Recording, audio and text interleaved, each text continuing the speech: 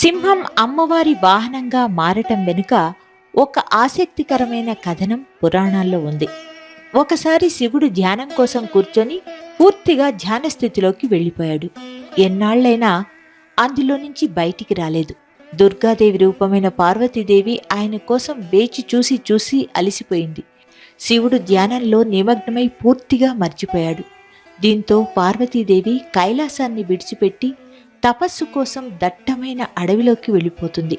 అక్కడ పార్వతీదేవి ధ్యానంలో మునిగిపోయిన సమయంలో ఆకలితో ఉన్న ఒక సింహం ఆమెను తినడానికి ఆమె దగ్గరికి వస్తుంది. సింహం పార్వతీదేవి మీదకి దాడి చేయడానికి ప్రయత్నిస్తుంది. కానీ ఆమె చుట్టూ ఉన్న రక్షణ కవచం వల్ల అందులోకి చొచ్చుకెళ్లటంలో విఫలమైంది.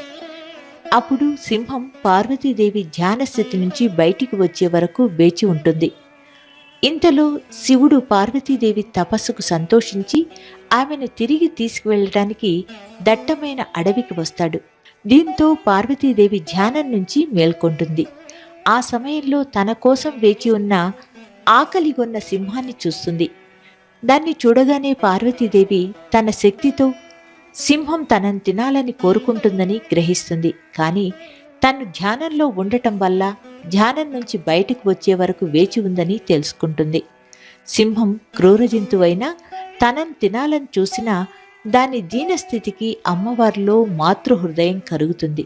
సింహం మీద జాలిపడి పార్వతీదేవి దాన్ని తనతో తీసుకుని వెళ్తుంది.